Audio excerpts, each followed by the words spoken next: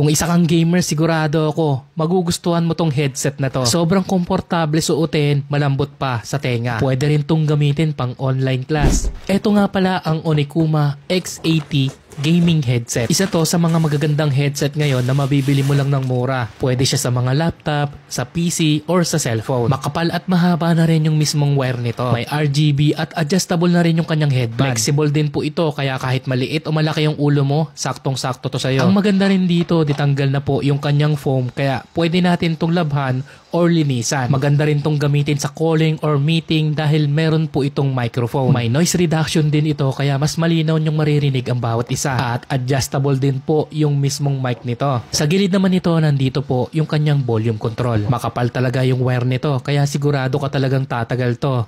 O siya, kung gusto mo rin ng ganitong headset, ilalagay ko na lang to dyan sa yellow basket. Check out mo na lang kung gusto mo.